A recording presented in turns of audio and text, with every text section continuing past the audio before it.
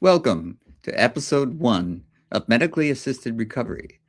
I've bent the knee to the tyranny of addiction, and I've tried multiple programs, many of which I found very useful, extraordinarily useful.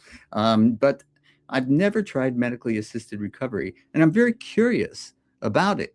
I do have one friend who has been using it and is reporting very good effects. But I wanted to get an expert on and help us understand what do we mean by medically assisted recovery. So I'm going to bring my guest on now, Dr. Gino. Hi. And Hello. I call you Dr. Gino and you don't mind. So I'm bringing you on and you're based in Santa Cruz, right? And you have performed medically assisted recovery more than once. I'm taking it. I actually love the idea that you're calling it medically assisted recovery because normally in the medical world, we're using MAT, medication assisted treatment. And I Right, really love the word recovery. I feel like it changes the feeling a little bit. right. And I will say that I've supported hundreds of patients, clients that are looking at making transitions from what I'm going to say their substance of choice Right. to a different way of life. And what I think is really important is recognizing that it is not necessarily a long-term plan, but it's an early stabilization plan. And I think that if we can understand that this medication assisted recovery is intended to offer an opportunity for early stabilization, we'll get a lot further. Yes, and so is detox involved in it? I'm just curious as to is that part of the medical intervention that we're talking about? There's an opportunity for detox if that is necessary. For example, some people that when they're transitioning from their substance of choice have significant withdrawal symptoms, right? And that's one of the things that unfortunately there's more detox symptoms than is recognized by the medical complex, right? For example, they do recognize that alcohol associated detox can lead to death, right? Usually from a result of seizures. So head injuries can lead to bleeding or drowning or other kind of things. But benzodiazepines, uh, opiates, these are the type of syndromes that definitely have a known medically, I'm going to say beneficial detox.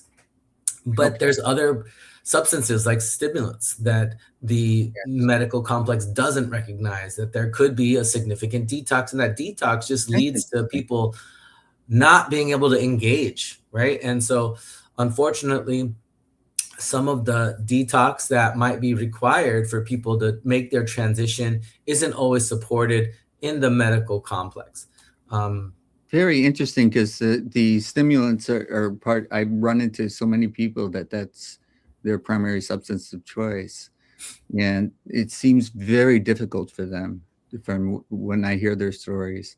Um, that's the relapse seems to be more prominent or not more prominent. I shouldn't make any judgment about that, but it does seem to be a difficulty for those people. And so the fact that the medical community is not necessarily aligned with them and the detox effects, but you in the medically assisted recovery or medically assisted treatment, you provide the support that they need.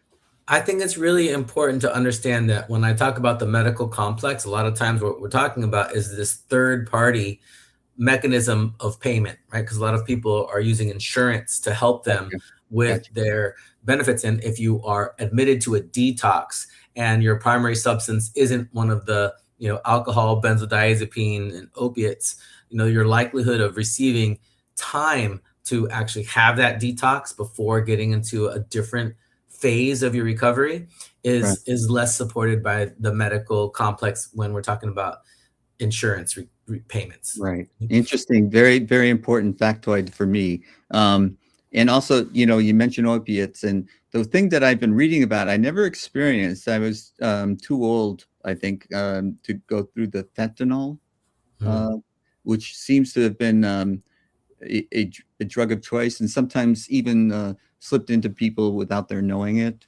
or the dosage is more than they were expecting, or something like that. But there seems to have been a lot of um, media attention to fentanyl, and that is that in the broad category of opiates? And So synthetic drugs, I'm going to use the word synthetic drugs because we're not limited just to opiates. Benzodiazepines and other classes of medicines have also, presented us with synthetic drugs.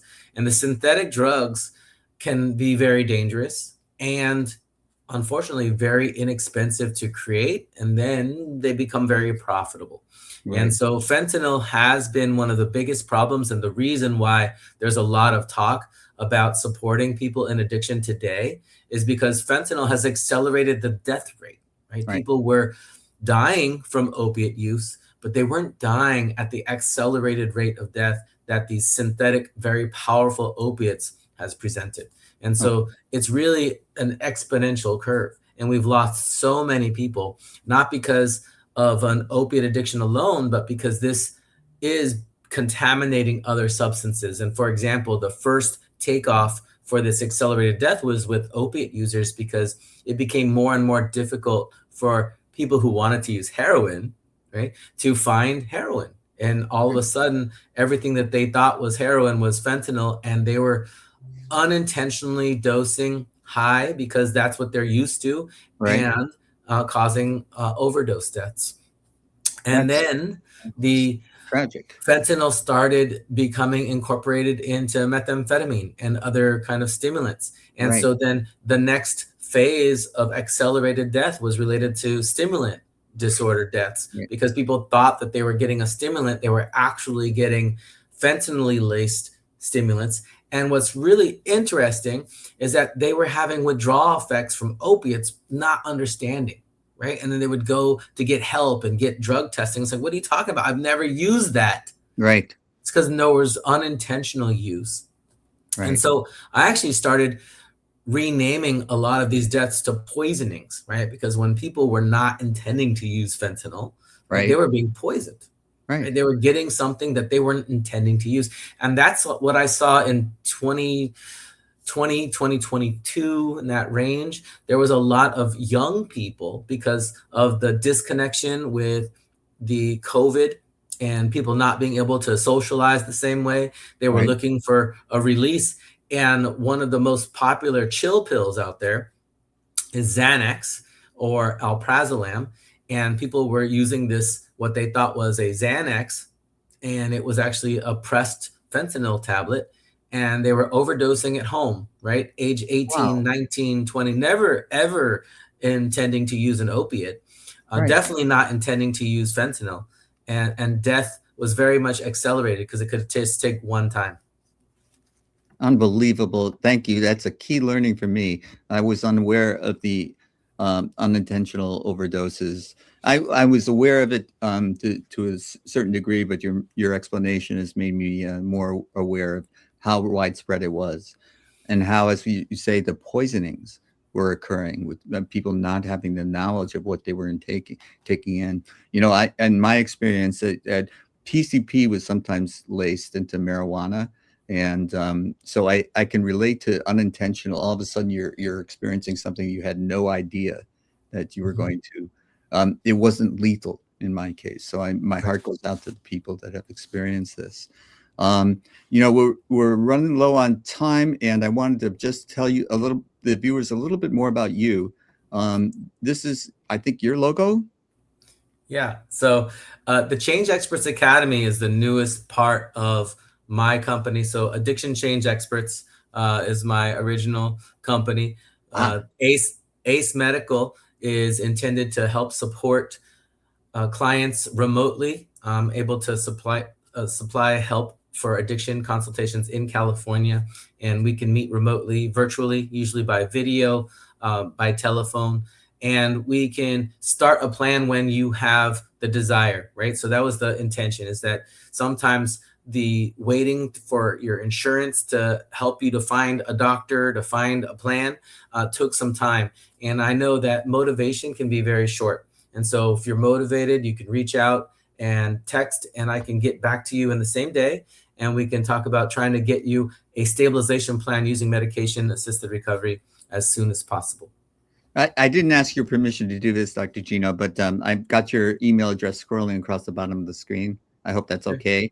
I just know that you want people to reach out and know that this is a program. This may help them. You know, one size doesn't fit all in the recovery business, and it's like finding what works for you is so important. So if you've tried something and it hasn't worked out, you know, this may be something that works for you. And if you think it's a possibility, or if you're interested in learning more, you know, write to Dr. Gino at that address scrolling across your bottom of the screen. And I wish you the best of luck with getting more in contact with more and more people that need your help. Yeah. Well, thank you for reaching out to me. May is Mental Health Month, and mental health awareness is, I think, really an important subject that runs parallel with addiction. Yes. Because one of the things I like to tell folk that I'm encountering is that I realize that addiction is your survival behavior. Yes. And I don't want to judge you for surviving. Thank you. So let's help you to survive better. And so thank you for, you know, connecting with people and spreading messages of hope and trying to find ways of recovery that meets their needs. Yes. And if you're hopeless, we're giving you some hope. That's the power of the videos that we're doing, because there is a way out, there is a life after, and it could be better than you ever expected. So thank you again, Dr. Gino. I'm going to end the recording now. Great, thank you. Thank you, viewers, for watching.